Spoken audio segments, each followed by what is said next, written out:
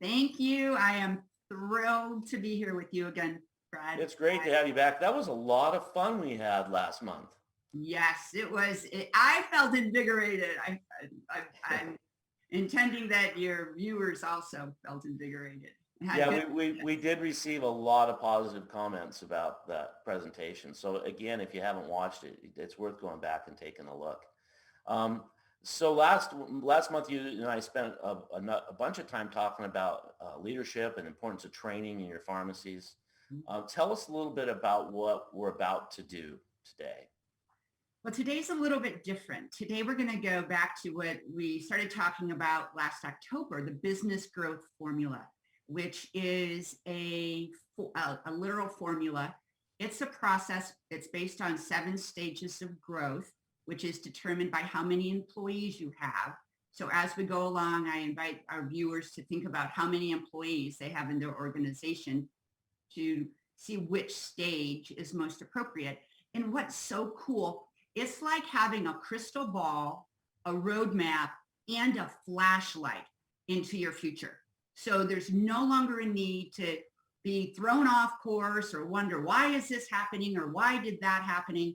Why did that happen? Because it just works. And today we have Olivia Bentley with us, who just went through an intensive process with her and her team. And we're going to talk about the outcomes and how the process and what she learned and the impact with her team can help others. Because leadership it's leadership, right? And we can learn from examples, I think, oftentimes better than reading it in a book. So Olivia has graciously accepted the invitation to talk with us about her experience, her team's experience, and the outcome that they're getting. Well, that's great. And I'm really excited because we're going to be going, or my team is going to be going through this later this year. So I'm excited to hear Olivia's experience. And so, yeah, without further ado, I'm going to have you introduce Olivia. And while you're doing that, I'm going to drop off. She's going to come on.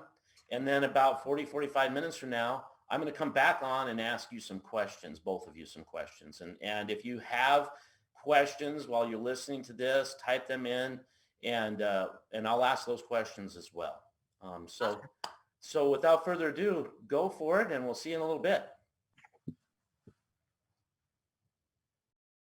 All right, Olivia, I'm so thrilled to have you here. Olivia Bentley is the CEO of Amity Medical Group.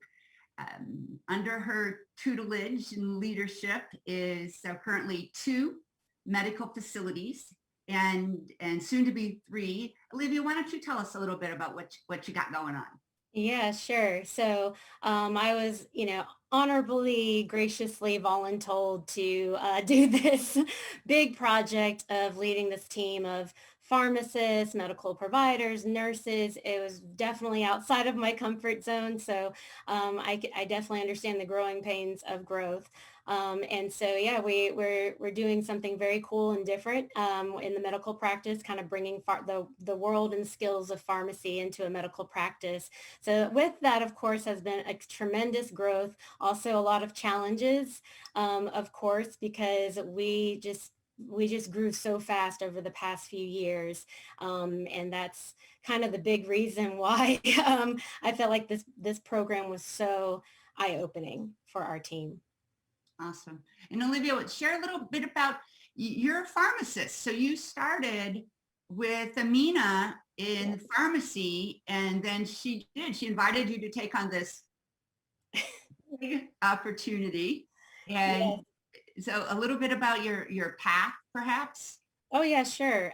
So originally I was, with RX Clinic Pharmacy, and I still absolutely am part of that organization. I think it's just going to forever be in my heart, of course.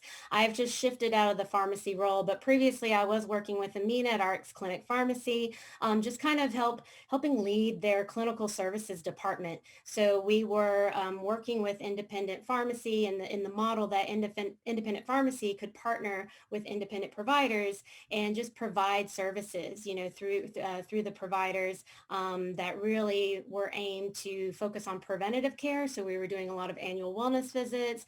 We were also tackling chronic disease state management by providing services like chronic care management, remote patient monitoring, behavioral health integration. So those are a bunch of different services that are eligible to Medicare patients. And we were helping the providers kind of lead those services, of course, obviously under their supervision. But yeah, that's kind of what pushed me into this new adventure of really kind of creating, this new model of care where we are all now kind of under one roof and trying to do great things for our patients. Awesome. Thank you. And so for our listeners, I want to give a little bit of context on the 7 stages so that as they're listening, they can see where they might fit, because you're stage 4. So we go stage 1 is called startup. It's 1 to 10 employees. Stage 2 is ramp up. That's 11 to 19 employees. Olivia, when we did your first business growth formula x-ray, you guys were stage 3, delegation, which is 20 to 34 employees. Now you've grown exponentially and you are already stage 4, pretty much as a startup, which is 35 to 57 employees. And then stage 5, integration, 58 to 95 employees. Stage 6 is strategic, 96 to 160 employees. And stage 7 is visionary, 161 to 500 employees. And the model is for entrepreneurial organizations. It was created when nobody was really studying what successful entrepreneurial organizations do to create their success. That's why we can say it is that crystal ball, roadmap, and flashlight on how to get there, because it's based on quantitative data from 650 organizations over the 1990s and was brought into a literal model. So I guess, Olivia, my first question is about, all right, so crystal ball, map, and flashlight. What does that mean to you? Because this is the second time you've gone through the process with your teams. Yes. Well, for me, even having already gone through it, and then going through it again, it just, every single time, it's uncanny how this formula truly matches exactly what you're going through. I just remember sitting there for the 2 days, and as you were bringing up the challenges, as you were bringing up the things that we should be focusing on in the different stages, and saying things like, what you don't accomplish in one stage will always be there until you fix that problem. It was just so funny, because I was looking around the faces of everyone in the room, and we were laughing about like just stuff that has really that was just so identical to exactly what the growth formula was explaining. And so it was funny, and at the same time we're like, gosh, we wish we'd have paid attention to that like early on. But we were also glad that we kind of have something to follow now and can be more prepared instead of being very reactive. I'm hopeful now that we can be more proactive about things. Absolutely. Absolutely. So if with this go round with your new team, with the medical practice, what would you say were the primary pain points that when you reached out, we started talking, like what you wanted to achieve? Because I bet you there's viewers here that have similar issues, because growth creates challenges and opportunities. Mm-hmm. Yes, I think, before, and kind of the main reason why we were like, we have to do this. And it was a feeling of, we have to do this. At the time, I think myself, my direct people I was working with on the daily, just felt like we were drowning really in people issues, processes being inconsistent. Just the way we were doing things before couldn't match the number of people that we have or the new services that we were trying to provide. So the same tactics and strategies just weren't working anymore. And it became really unsustainable. And I remember telling you, like, going into the conference, I had a list of people that I thought I wanted to hire. Like, I had a list of positions, I had a new org chart, like I was ready to roll this out. And I remember we had to say, okay, you're like, let's wait, let's see how it goes at the end, and then we'll see who all we actually had to hire. And at the end of that, I think I remember there was really only one person, that one position that truly was not fulfilled. And after the conference, I just felt such a sense of relief because people were stepping up. I saw strengths in people I didn't really see before. And I was really shocked at some of the people who I didn't think were going to step up actually did step up. So yeah, I think that was kind of my big push, was everyone was working hard, but also everyone was relying on me for so much. I had 15 to 20 different people reporting directly to me. So that's not sustainable at all. Not a good idea, especially if you're in stage 4. So yeah, I think that was kind of our big reason for coming to the growth conference. Yeah. Boy, my mind is going, we could talk about this or this. I Or this. know. One of the challenges that I think many people face, and you guys were right in it, is when there are frustrations or when there are perceived needs, before you get to the root cause of what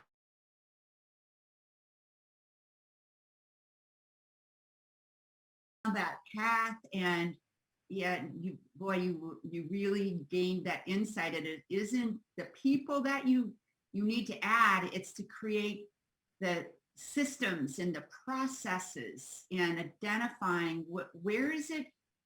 Maybe, would we use the word broken? Was it broken, or did it just need to get shored up, or what would you say? I would say that, we were all handling, I guess, the situations as best we could. But I feel like when we did that, when we really put everything out on the table, we were able to identify what was the real problem upstream. We were putting Band-Aids downstream on, put a barrier here, put this here, put this here. And, for us in the medical practice, we thought our big cash flow problem was billing issues.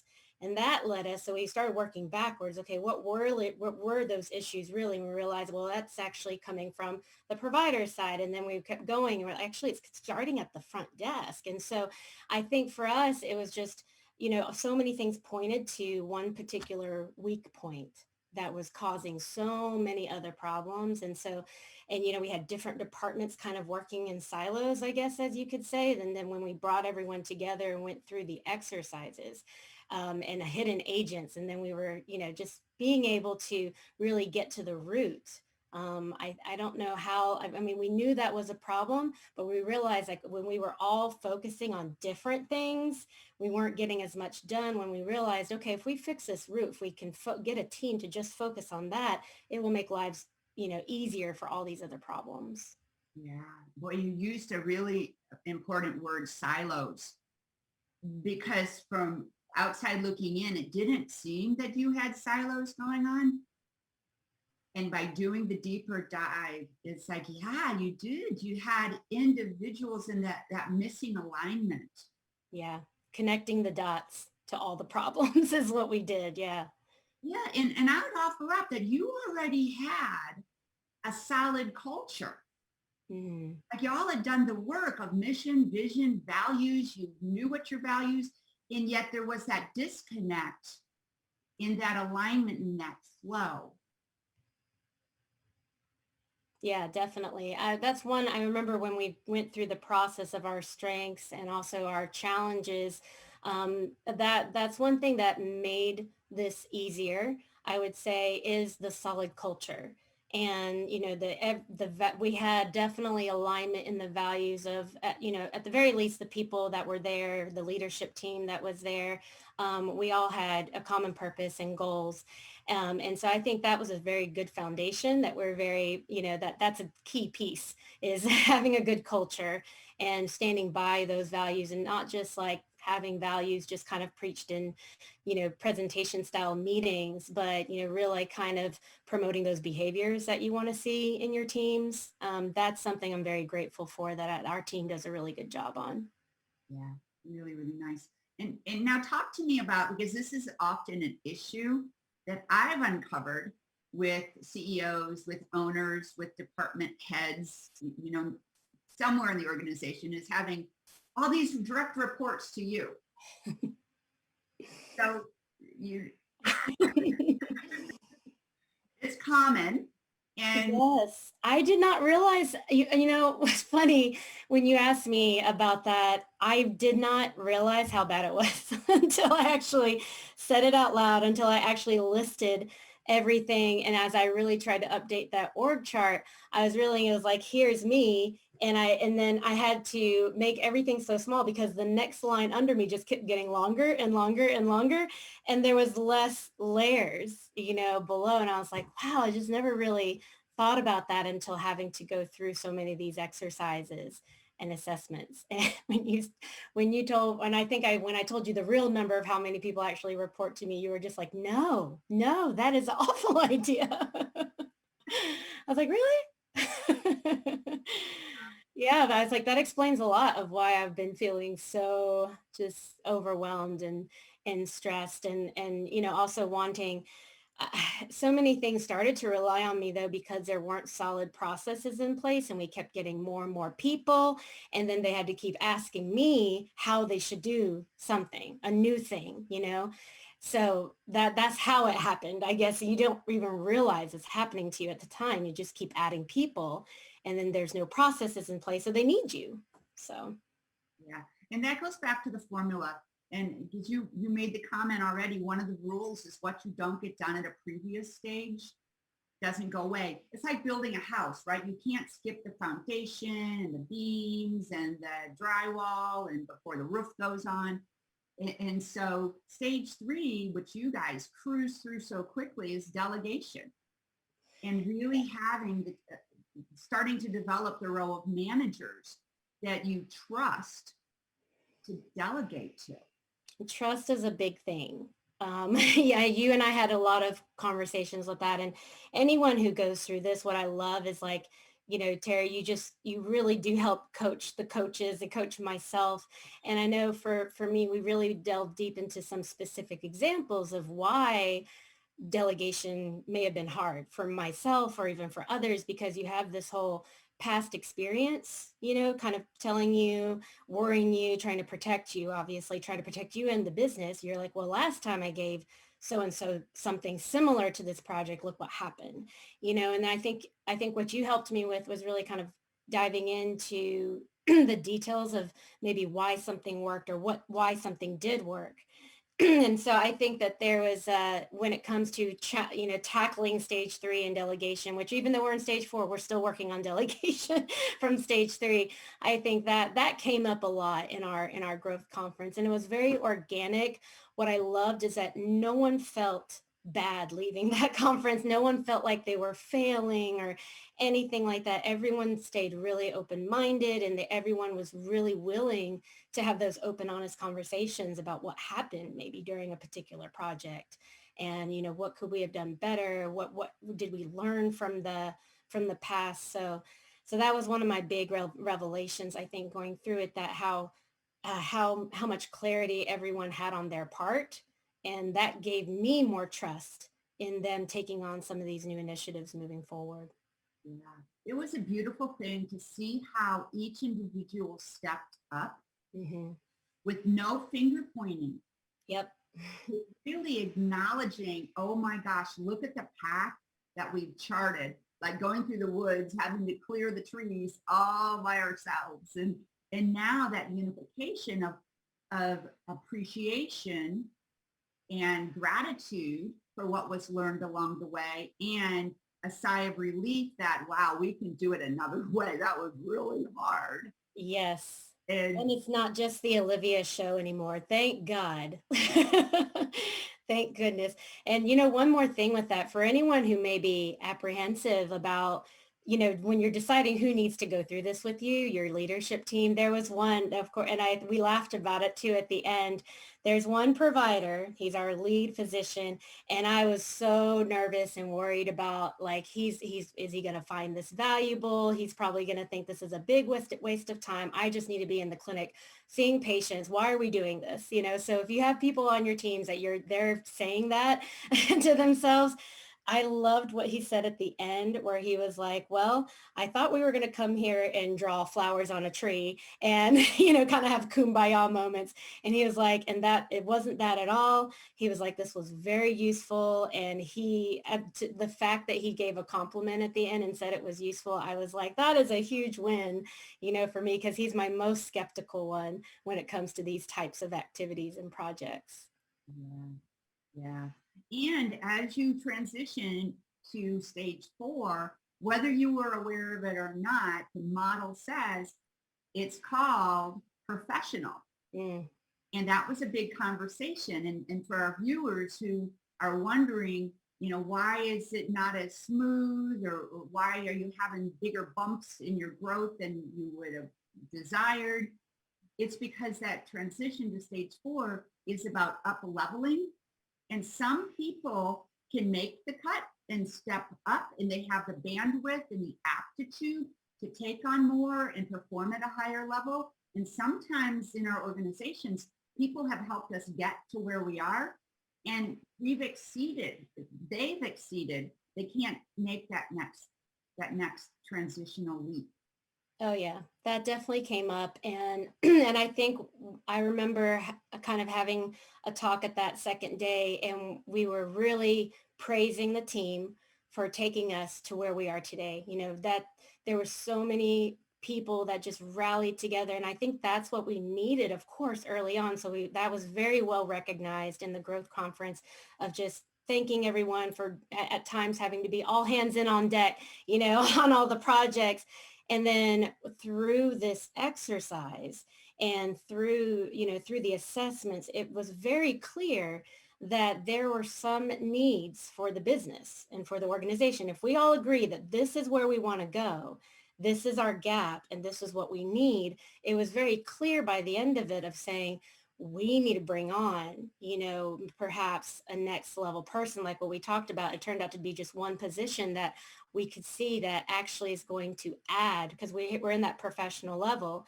And I remember telling you, I was like, I want someone to teach me a thing or two, like to where, everyone's coming to me for questions, but we've just hit that point in the business where the next person that I do bring on in this leadership group, that I'm going to learn something from, that I'm going to say, hey, so what was your experience of this when you've done this for another company? We needed people that have been there, done that, not people. We had excellent people who are really skillful, but we kept throwing them into things that we've never done before.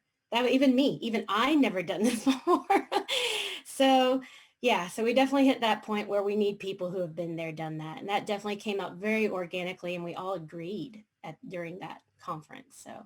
Yeah, and I remember talking with you before we started that to bring on this level and this type of a person, how would other people feel that you're bringing someone above them?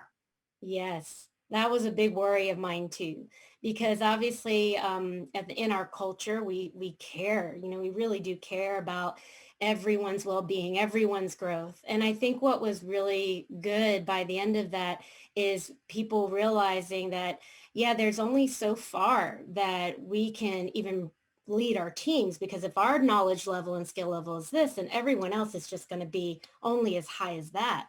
So seeing, letting the team organically see that if we do bring on someone who is experienced and has been there, done that, we're going to get there a lot quicker. This is someone I can learn from. It's not, no one's position was at risk. It truly was something that we need this to grow.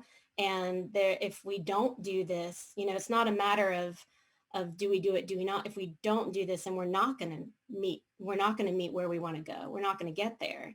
We may just maybe very painfully and not not at the right amount of time, because size wise, we're already there. So. And I want to acknowledge something that you just said so easily, that you're not intimidated to bring on someone who is more experienced. We could go smarter in some capacities, in some areas, that you're not intimidated by that, because oftentimes people are a little fearful. Sure. Someone on that more. Yeah, sure. And I think going back to our values as an organization, and if we truly believe in our mission and vision, we truly do want this organization to grow and be the best it can be. I think that's kind of the key there. And I'm very fortunate that that's the culture. So everyone, there's really, now don't get me wrong, we definitely had to get through that. There have been egos in the past, and that was a thing that we had to go through. But, through various coaching sessions, thank goodness, those things, you can get through those things as well. And again, it goes back to having alignment on the value of what's important. And we all want this. We all want to get to the goal and keep going. So, so those things become necessary. And then those types of worries and egos and learning how to value people still and make them feel valued to where they're not going to feel threatened. I think that was a big part that came out of this as well. Very, very big part. Also, a key word that came out was accountability, expectations. And they wanted the clarity of the expectations so that the accountability felt natural. Yeah, I remember feeling like I always feel like I'm like how clear can I make it sometimes? So, and again, perspective is everything. Everyone, I know you were saying a lot is like that person's experience of whatever is going on, that experience is real, for them. And I remember that also, that helped me a lot with my own perspective of any comment, question, situation, conflict that often would arise, that, that is that person's experience. And I remember just being able to validate those things also gave value to themselves too. That was another way to show value. And then, yeah, I think I'd never really, fully, until we spent those 2 days, kind of fully been able to connect the dots with that team in a new way. So providing that clarity, I think when we did everyone's revelations at the end of those 2 days, clarity was one of those like top 10 revelations that was in everyone's bucket. Yeah. So it felt so good. I was really glad that everyone got that. Felt really, really good. So I made a note here of what you all thought, what you all assess yourself as your key strengths and your key challenges. And the strengths are beautiful, so let's start with those. Customers are referring, that your customers love you and you're able to grow your business in an organic way that way without having to spend a lot of money because your service speaks for itself.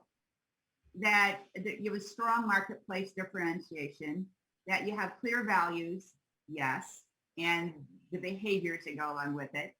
The staff had satisfaction, and you were expanding your services. Obviously, you're opening a third clinic. Then we get to the challenges. That's sometimes tough to take. The first one was need for an improved business or profit design. Yes. So how did you take that? Because that kind of falls right here. Oh, yeah. I think because of those other strengths, and I remember when we went through this in the exercise, the profit and the market was there. But the thing is that we had been so bogged down in people issues, the delegation, the processes, that we never truly maximized and focused on, our business design, our profit design. Profit, we were kind of, especially in the healthcare field, we're like, oh, I don't know, profit, I don't know. It's especially for our medical providers who just want to be healers, like they're like, we're not in it for, the money and thing. And I know that everyone has different experiences or opinions on that, but at least for my team, that was not the big focus for the providers. And then so we kind of I remember having that, it's a fine balance of making sure that you have passion and profit, margin and a mission. Otherwise, if you don't have one side, you can't have the other. And so I think I remember asking my team even questions like, does anyone know, like, what is our, highest reimbursed service? What is our most profitable thing that we do? And we've never really kind of taken a deep dive into that. And I think that was, again, just being that fast growth, distracted, we can make a million of different excuses. Well, it's all written actually in the growth curve of what we didn't pay attention to. But yeah, I was not surprised by it because I knew that, it just had not been a focus. Yeah. And I think that an obstacle that you were dealing with, we could call it a hidden agent, those things that exist that nobody wants to talk about, is that you're a nonprofit. Yes. So there's a conflict right there. Yep. Even nonprofits need to be profitable. Yes. Our mission and vision, it really is to serve the community. We serve the underserved, the underinsured. We remove all barriers in terms of socioeconomic, health disparities, financial barriers. We find ways, which is beautiful. And I love that our whole staff embodies that with patients.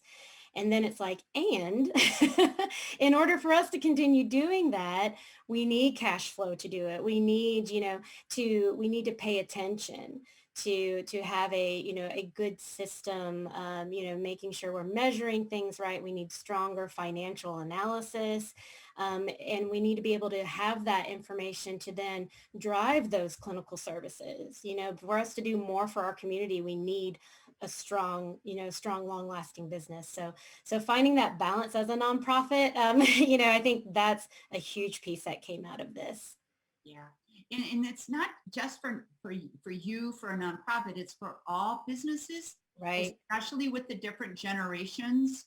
And Brad and I talked a little bit about this last month, is that everyone, they want to know that they matter. They want to know they're making a difference, and they want to know how, I'm going to say that they impact the bottom line, how they impact the health of their company, their organization.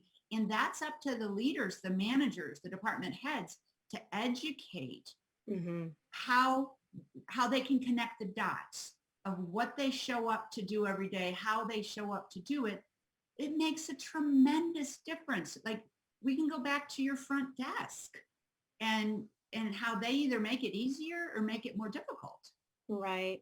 I think through all the departments, getting everyone together, there was that, because there's so much we can assume that if we show this metric, if we show this number, that you can't assume that they know how their day-to-day process impacts that number. So I remember, just taking a look at just front desk or just the clinical staff, and we were talking to the finance and the data people of like, imagine if we had, you have this number that is a pain for you. We need to connect that exactly to, this is why this step is important. So when you miss that step, maybe in the check-in process, or you miss that opportunity over the phone, that impacts this number. So that was the disconnection in so many things. And we had so many aha moments and like, oh, so yeah, I just don't think, you just take that for granted. That was definitely a big hidden agent for sure. Yeah. And it's common. I just want to pause and acknowledge how willing you are and to go vulnerable and say this, we weren't doing it the best of our abilities, and we had the best of intention. And Yes. I think it's true for all organizations as we navigate growth.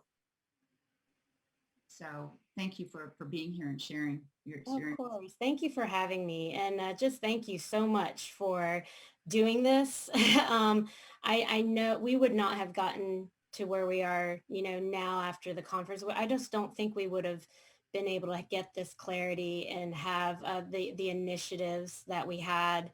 That was huge. And I was very surprised at who stepped up and everything's been going great. And we all now actually can't wait till we follow up with you again to give you kind of an update on everything. It's just nice to have the whole team really excited, about what they're in charge of and what they're doing, just giving them these projects and these pieces, and them having so much clarity on what they need to do and what milestones need to be accomplished in a good time frame. It's huge. It's huge. A huge weight also has been lifted off my shoulders, and I delegated for the first time without too much anxiety. Oh my gosh, I love. So what did you choose to delegate? Wow. I know the list is long. Yeah, there was a lot. I mean, before, the leader of all those initiatives that we ended up coming with at the end would have been me. And I think you just gave me such a good template to, now that I have I have a 1 point person for one initiative and they have a team. And then we're creating, just this nice flow of communication, this flow of reports. It's been huge. So the whole training staff, provider training, provider meetings. I used to run the provider meetings, and and I would have to come up with the agenda, the slide set, I would talk to everybody, gather all the information together. That whole thing, and we did that monthly. That whole thing has been, offloaded now to the leaders have stepped up into that, Mandy and Dr. Wynn. So that was huge. Goodness, there were so many different things. Let's pause there. That's Yeah. huge. Huge. That's, you know what, I'm going to say that transcends delegation. That's empowerment. Yes. That's demonstrating trust in your next level leaders, that will they get it exactly how you would have done it? No. And I hear you saying that you're empowering them to do it their way, so that you're going after the result because you put a process into place. Right. We put processes, milestones. I still check now, instead of checking in with all the providers, I can just check in with the two of them who are leading that initiative. So I've just had like little one-on-ones just to check in. And I just kind of ask, what the status is. And I always ask them too at the end, is there anything that I need that I need to do to help pave the way for you? Is there anything I could release? Do you have all the resources? Do you have enough time to be successful? And so everything's been going great so far. Wow, that's so nice. So talk a little bit more about the one-on-ones, because I know that's part of your culture, and Yes. you stepped it up so that you're not the only one doing one-on-ones. Right. It was me doing as a CEO, I was doing a one-on-one with the front desk staff member. It's yes, I know. So we've arranged that, and it made it so much more manageable, because yes, I was doing one-on-ones with, now we, are about to hit 40 people in the organization. I would be doing nothing else but one-on-ones if we did that. So now I do one-on-ones with my team, and I'm doing a better job at when they're presenting projects or issues. And this was from Terri. I love problem solving. I will go into problem solving mode immediately as soon as you bring up anything. And I'm already telling you what my ideas would be. So I've paused now. I pause and I want to hear them first. I want to hear them what they would do first. And then I give guidance. And you'll be very surprised, and I'll just ask questions. They pose a question to me and I ask more questions back, and to see where their head's at with something. That is a big step for me, because I am a doer and I just want to do it all myself. And that obviously put me to that extreme high stress level that I was before. And so, yeah, I think that's how our one-on-ones have been going. They report some things. I ask them questions about it versus telling them what I would do.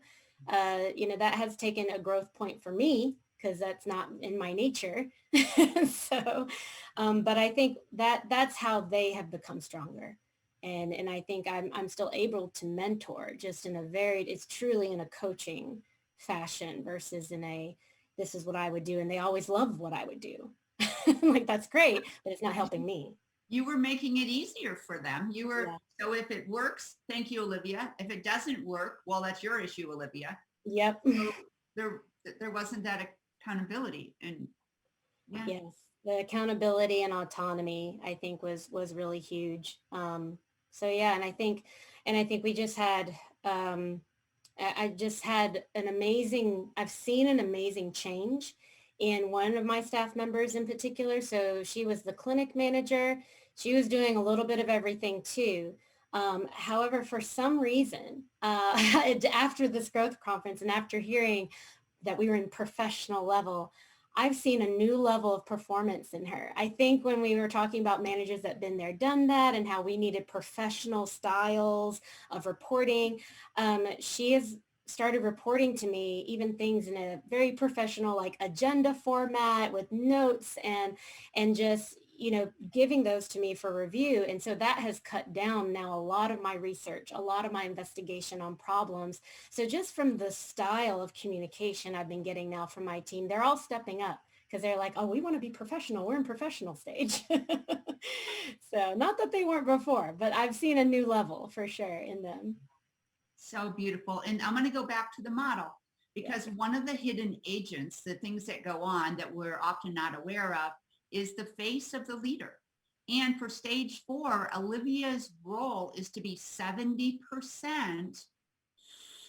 in managing and growing people and coaching, not as a doer. 20% is a specialist in the business, 10% is a visionary. Those are the 3 faces: visionary, manager, and then specialist. And I hear you saying that, Olivia, that you are truly transitioning to that 70% of the role that is yours to play at this stage. Yes, yes. And it definitely is not easy, especially for someone who, was a specialist and likes that specialist role and thinks it's faster if I just do it myself.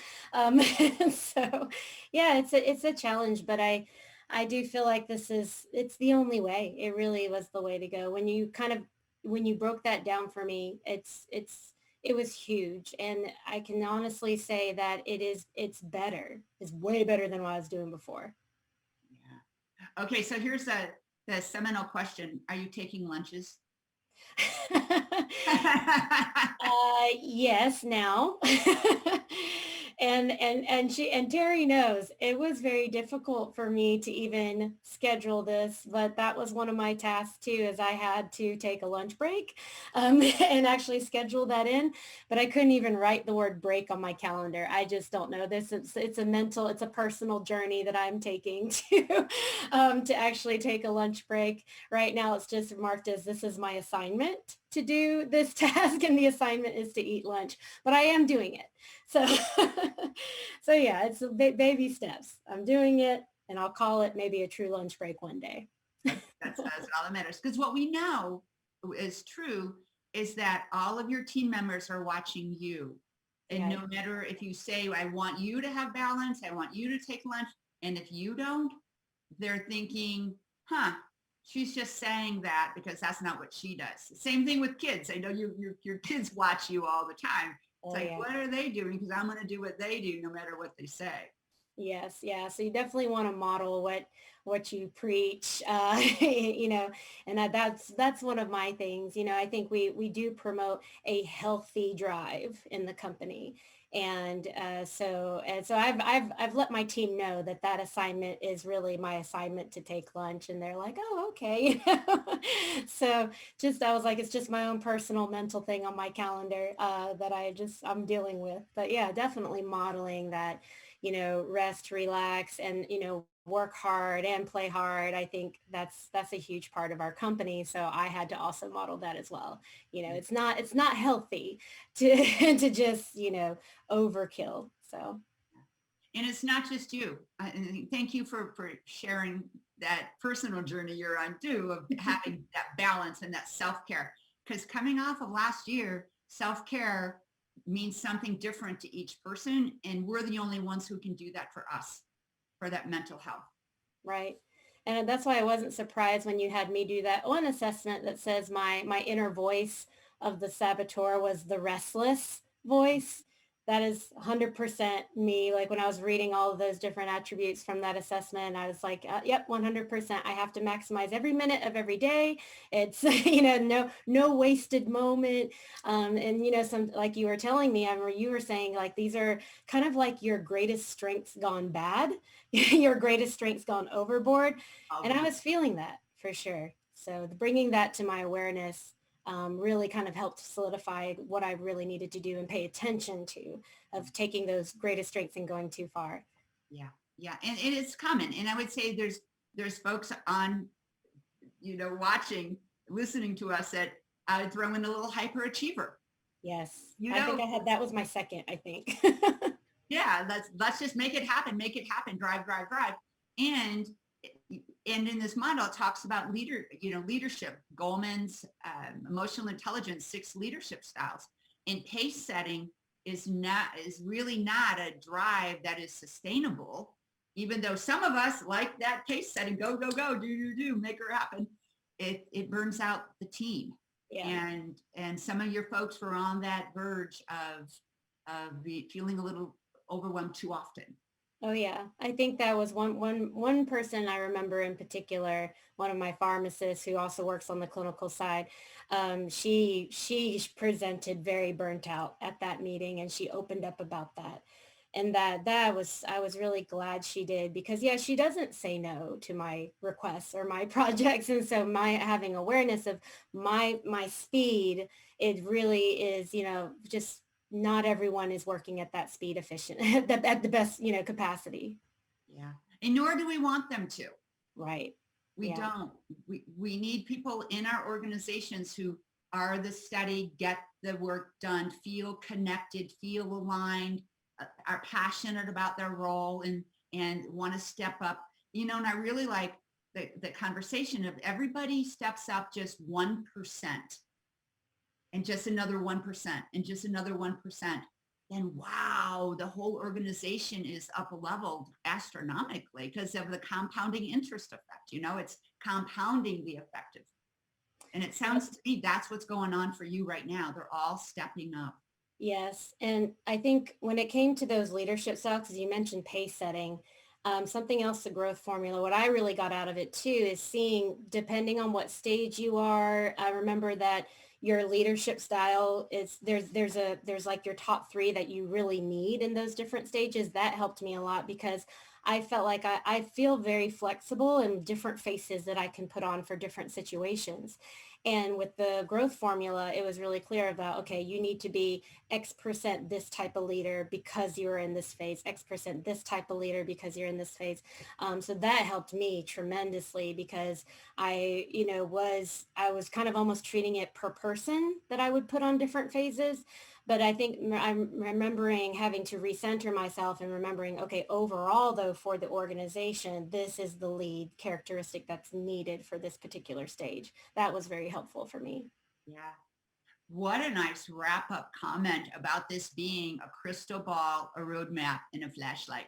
And that you are using all 3 on a daily basis, that you're in it. You read the books, you read the information, you're in an immersion of making your life, your job easier and balancing, and the organization is thriving because you're stepping up into your role. And Olivia, you're just an inspiration to me, to so many. And we're blessed that you were willing to come on and go vulnerable with us and share what's really going on. Oh, thank you. Thank you. Yes, this whole process has been amazing. I just have no other words for it. And definitely read the books. Don't skimp out on the books. When Terri tells you to read something, definitely read it. And I had a pen and a highlighter and it went a little crazy, but I was even taking snapshots and sending it to different team members. And now they want to read them too. It's uncanny. It's scary how similar the stories that are in that book was matching the stories that we were experiencing. So definitely do that. Yeah. Thank you. Yeah, this is one of my first memories of you when we went through it. It's like, oh my gosh, that's what was going on. Oh my gosh, It was like the light bulbs are going off. You actually said, we're not crazy. We're not crazy. I was like, wow. And I was like, and I'm just in chapter 1. It was really, really good. All right, Brad, we're ready to have you come back. I know we're approaching the top of the hour here. And Olivia, just thank you Thank you. so very much Thank for you. being with us and sharing your experience. And I think so many of the lessons learned that you're going through transfer over beautifully, no matter what the stage of an organization, Right. because it's the entrepreneurial growth path.